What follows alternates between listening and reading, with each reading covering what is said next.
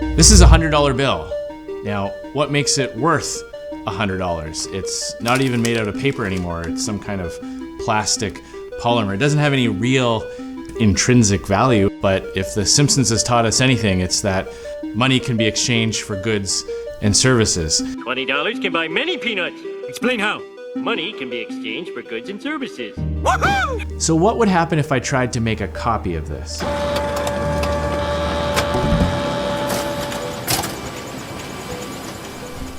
So there you have it. You can't make a photocopy of a modern banknote with a modern photocopier. Why is that? Why do modern photocopiers not even let you try? Well, it's because that would be counterfeiting.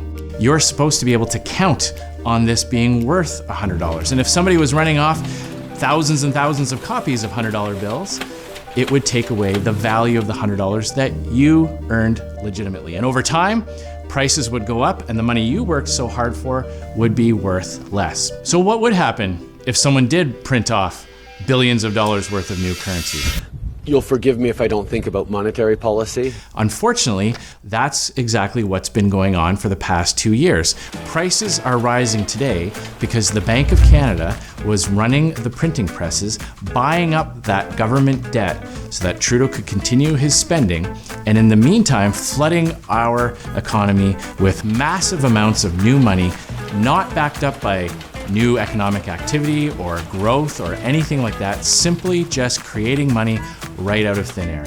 And we are seeing the dramatic consequences of all that new money being created out of thin air. Things that were costing $10 or $15 just a couple of years ago are going for $20 and $25. Groceries, fuel, lumber, all going up through the roof. In other words, the money that you accepted as payment for your labor is worth less than what you were promised. And all of this is because the Bank of Canada bankrolled Justin Trudeau's deficits.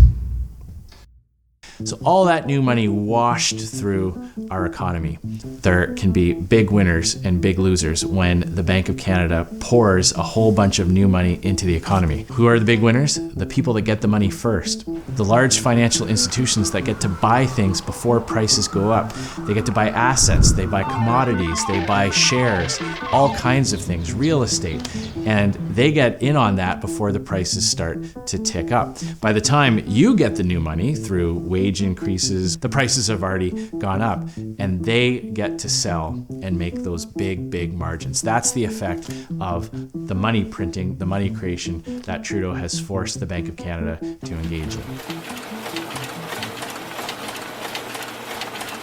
So the effects of inflation are very real. I don't need to tell you how hard it is to make decisions based on higher prices.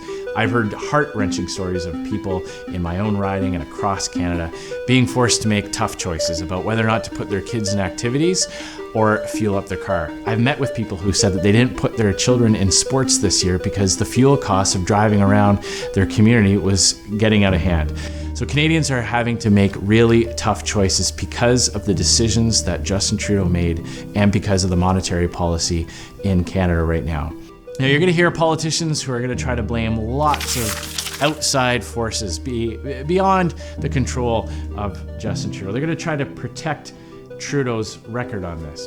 They're going to try to say it was the war in Ukraine or supply chain issues from around the world. And they're going to point to the fact that most other countries are also experiencing inflation too. So how can it be Trudeau's fault if other countries are going through inflation as well? But that logic doesn't hold up because the countries that are experiencing inflation also made the poor decisions that Justin Trudeau made. It's a little bit like someone saying, well, you know, Andrew, you're putting on weight. I noticed you're eating a lot of cheeseburgers recently. Maybe you should cut it back on the burgers and fries and drop a few pounds. And I said, hey, look, it can't be my fault that I'm gaining weight. Everybody in my neighborhood is also gaining weight. So clearly it must be external factors beyond my control. It's complete nonsense. Inflation is happening because of Trudeau's deficits and the money printing at the Bank of Canada to pay for them. Now, Conservatives have been raising the alarm on this issue for some time, but no one has been more clear than Pierre Poilievre.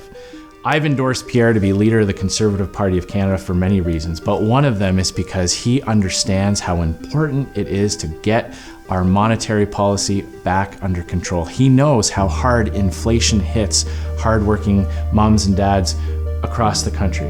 And he understands that the only way that you can tackle inflation is by tackling the massive deficits that Trudeau has run up.